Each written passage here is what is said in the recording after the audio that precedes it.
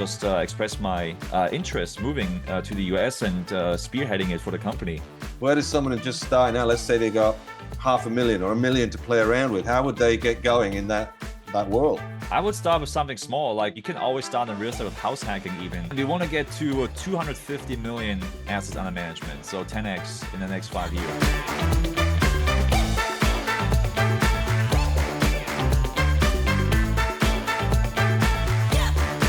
Welcome to today's episode of Free to Lead, journeys of leaders driven by passion, inspired by purpose. And today I'm joined by Matthias Gruenwald. And Matthias is the operational engine behind WCG, which is a company for investing in real estate. He's had nearly 2 decades as a global operations leader, including COO and CEO roles in automotive manufacturing. Now applies that same discipline to real estate. Since moving from Germany to South Carolina in the United States, Matthias has helped grow WCG's portfolio to over 20 million in assets. He recently left the corporate world for full-time entrepreneurship, bringing his passion for systems, fundamentals, and freedom into his everyday investments. So without further ado, Matthias, welcome to Free to Lead. Thanks, Will. Thanks for having me. It's a pleasure.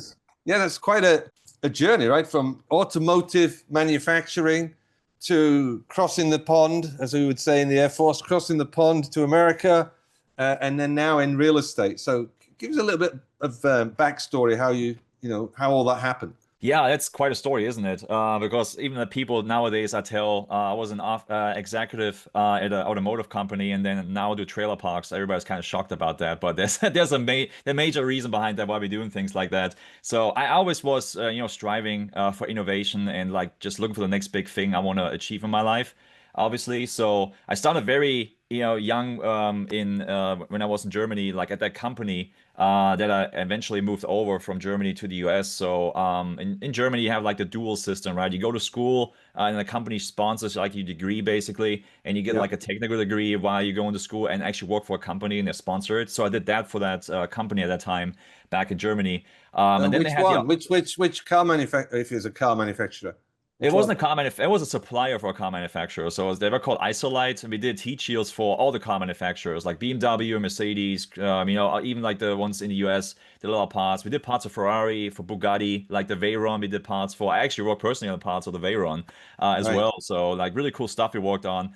And then from there, really, after I was done with school, that was actually like 08, 09, like really the worst time you actually can graduate, because then like getting hired was difficult, even in Germany. But they hired me on because one of the 5 graduates that we had in that group, I was the only one that hired on, thankfully, because my peers were pushing for me to stay in the company because I saw potential, which I still appreciate and super grateful for today.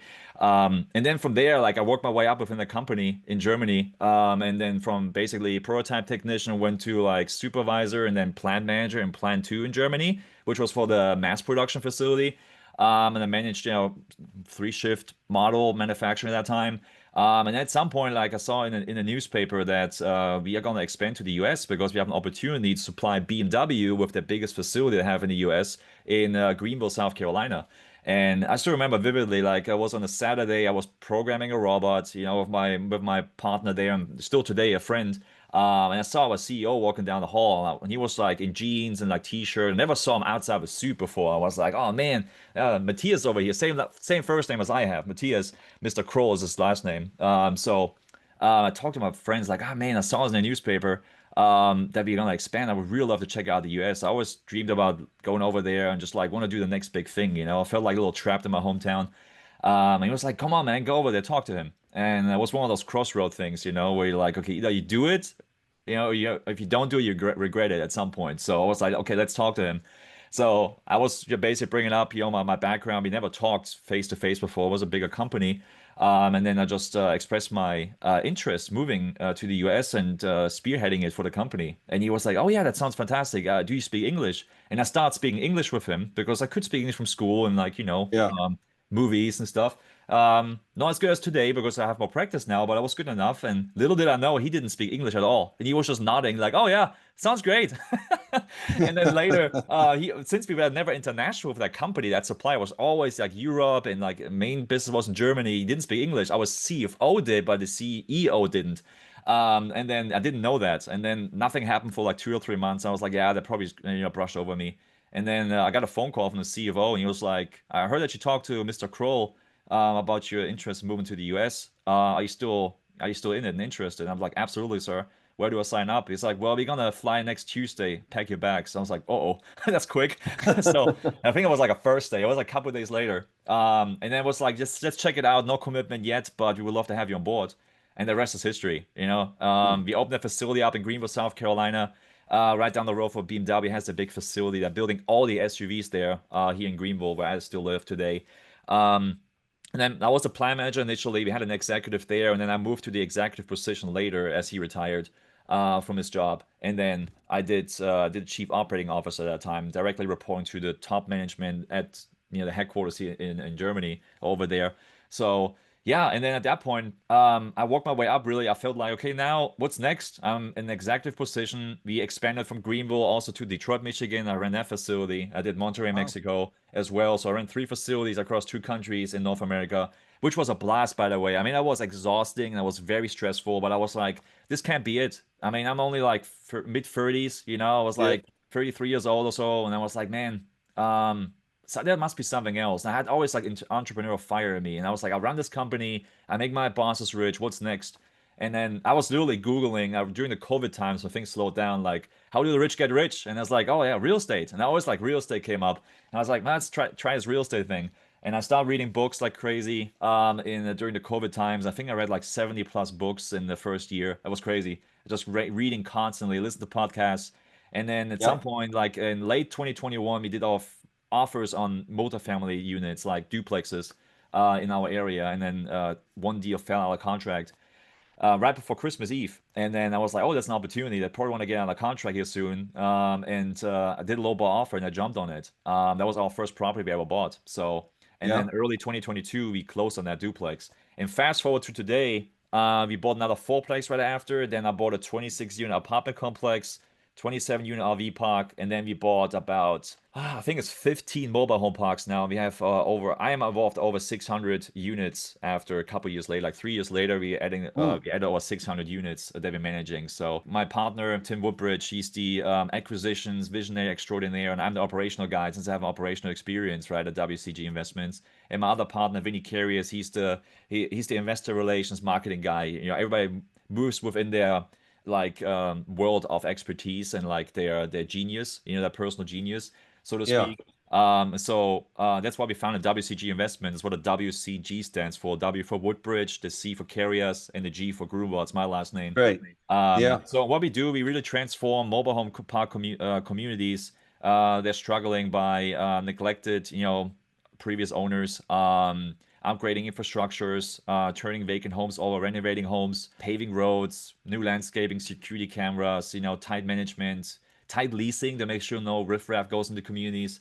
And Yeah. we buy those parks with like investor money, right? So we're helping high income earners to slash the tax bill because real estate has major tax benefits, legal tax benefits. Yeah.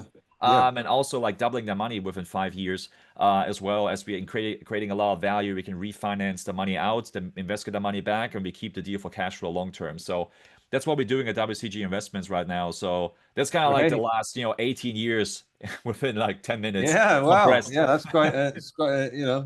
A journey all the way through that. And so you left completely the automotive world, and you went. Are you in business now with these guys? It must be, right? Your name's in the title of the Yes, company, right? yes, I am. Yeah. So, what's been your biggest challenge? Biggest challenge. We have a lot of leads for deals. Raising money fast enough is the biggest challenge, but we are finding good ways to raise capital faster. The reason why I'm saying like the speed of it is like many times you get a deal on a contract, then you kind of start vetting it like in more detail, and you don't start raising capital immediately when you get on a contract because you don't know if you're going to pull through because we should look for red flags.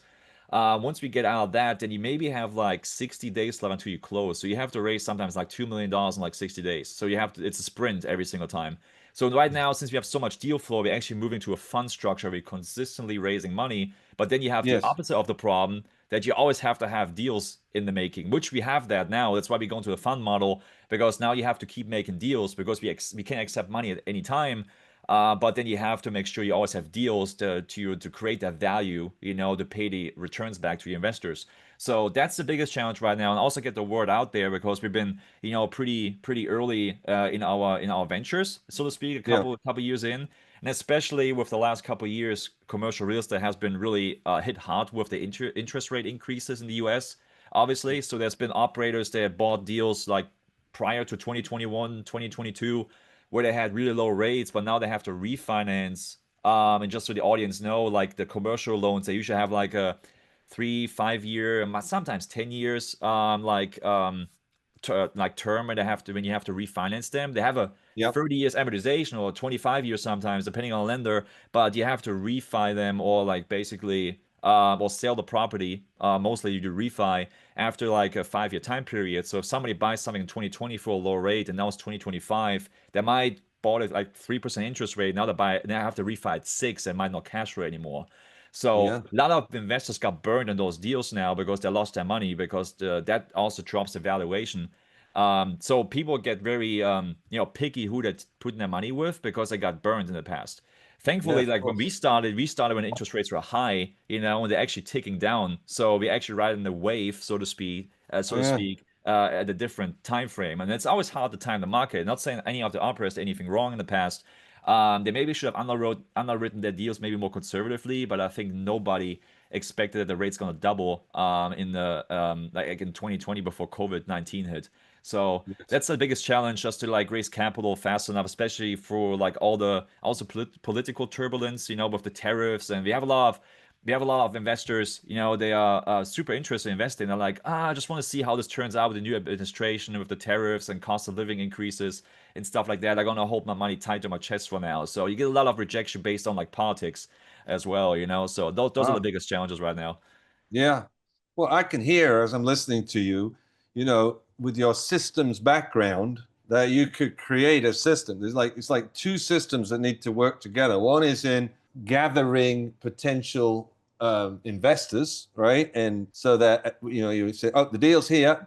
Who wants to invest? And they all put the money in, and it happens. And at the same time, a system where you're ongoingly acquiring deals, scoping out deals, assessing deals like that.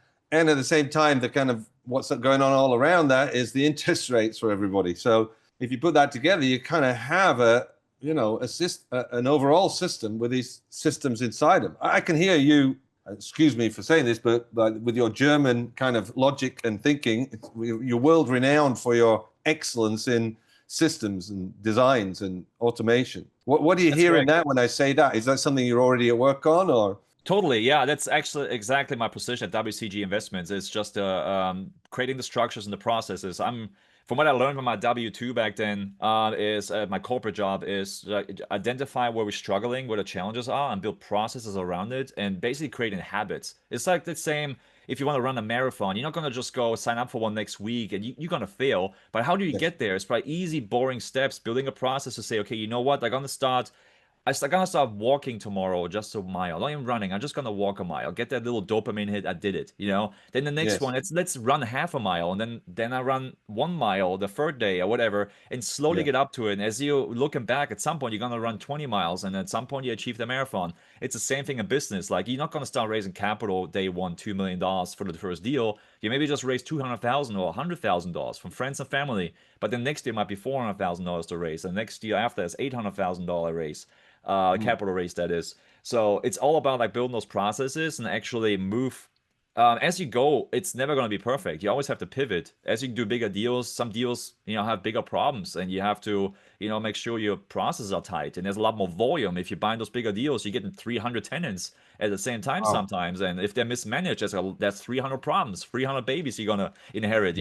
And you need those Man. processes to take that over, right? And with my background, that's how we mesh so well together with my partners, because my partner is really good in acquisitions and making deals and negotiating the deals. I'm really good. After he catches the fish, I process the fish so we can all eat, if that makes sense, right? And I'm Yeah. telling him like, hey, this deal makes no sense, and this is the reason, because we can't take it there. The market is not good. We have to infill, like in mobile home parks, they sometimes have empty locations where you can put homes on. And there's markets where they have a lot of people moving out of because it's a bad city. And Yeah. then if you have a deal where it's like, oh yeah, we have so much upside because we can move homes in, and I tell him like, well, you actually can't because there's a lot of people moving out of town. You would hit headwind with the market. So I'm very analytical looking at stuff like that. If once everybody in our partnership, so to speak, all the founders, right? If we all say like this deal looks good, like I say from operational perspective, Vinny says it from like investor like representative perspective, and my partner Tim from acquisition perspective, he knows a good deal. Like we all with different perspectives say this is a good deal, let's go for it. You know what I mean? That's Very that's good. that's how we do it. So it's really important to have those processes and structure in place. And I mean, you can openly say like us Germans are so nutty about processes and structures. It's totally true. It's not a cliche. It's so true, and we just born with it. Like we have so many laws and rules in Germany. You just get Yes. yeah. It's so ingrained in us, and it's just like it helps a business a lot. We run everything like a business, even like our personal finances. We run it as a business. So it's kind of funny.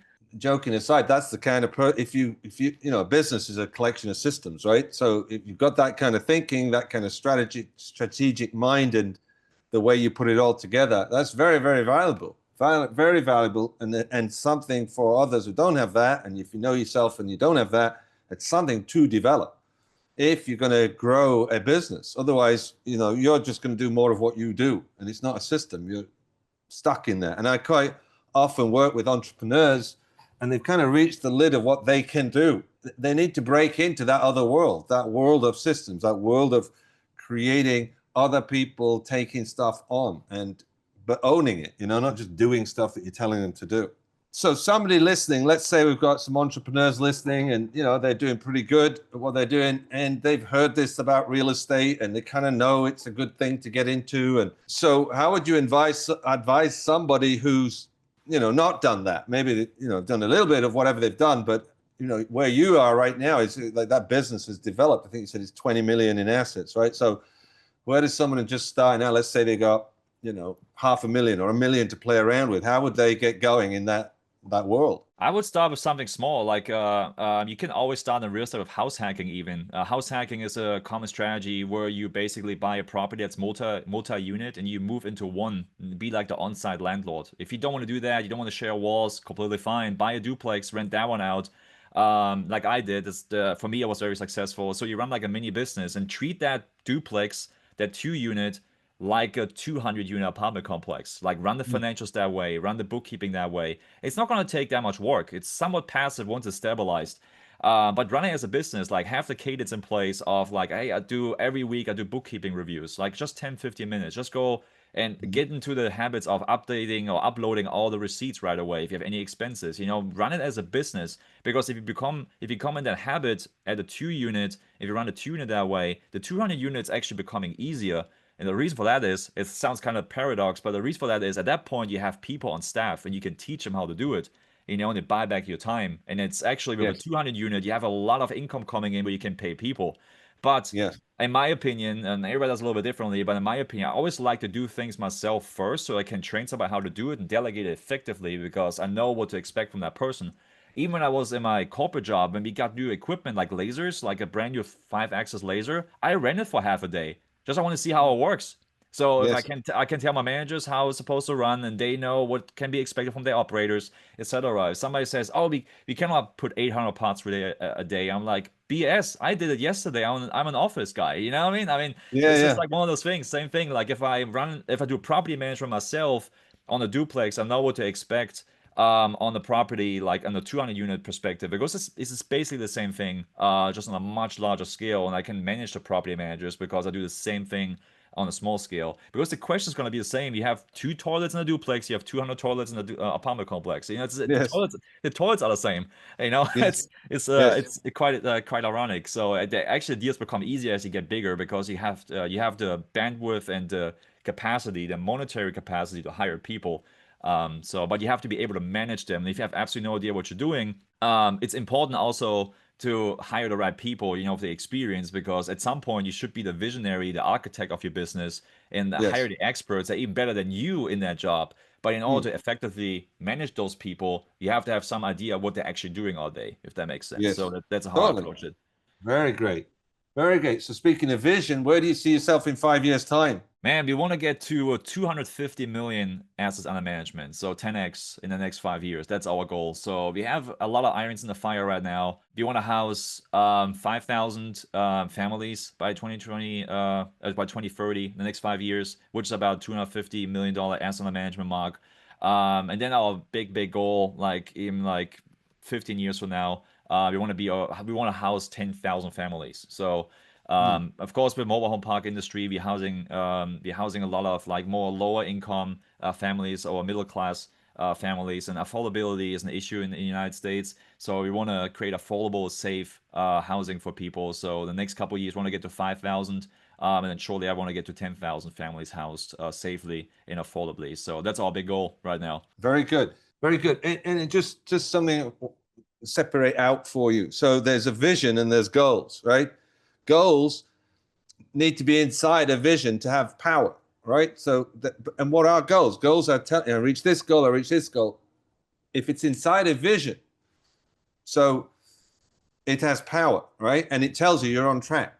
I mean, we don't have time to keep going into this, but just want to leave you with, to create the vision. I would go more into, we're creating housing for families where, people can afford to live. You start to see something. You start to see a world that you're creating. We're creating affordable housing for the whole of America. Let's say you just keep it inside America, right? Where, the average working person can afford to live and bring up their family.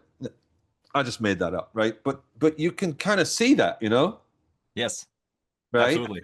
So then what would demonstrate us really fulfilling that vision? Well, if we had a million people in our homes across America who are paying affordable rent to live and bring up their families, wow, we're fulfilling our vision, They're connected, but they're not. If you keep them separate and are clear about what's the difference, then it gives you way more power inside of why we're doing what we're doing. We're doing what we're doing because we're creating affordable housing for the whole of America, man. That's what we're up to. You got to get on board with us. Exactly right. Exactly right. And sell that vision. You're gonna hire rockstar people that want to join that team, because nobody wants to join really a team what you are today. That want to join because they want to be a part of something big. And if you sell that vision to people, you can really attract rockstar team members, because they see like, hey man, I want to be part of this. Housing like 10,000 families, in the next couple of years. And create affordable, safe housing for people. So people jump on board of that, and from there you just reverse engineer that final goal, and you don't have to jump from like 1 unit to 10,000 units in day one. You're gonna do like 1 year, maybe just 6, and then the next one is like maybe 50, and because you're buying your first commercial deals, and then like last year we bought 300 units, and we already bought 600 this year so far. Who knows what next year's gonna bring? Maybe the next year's gonna bring 2,000. Maybe we're gonna blow through our target next year already that we had planned for 2030. Because you can buy big portfolios like 2,000 or 3,000 units at the same time in the US, no problem. So, but you have to reverse engineer it, because otherwise, if you cannot eat the elephant in one bite, you have to chop it up a little bit. So, yeah, that's great.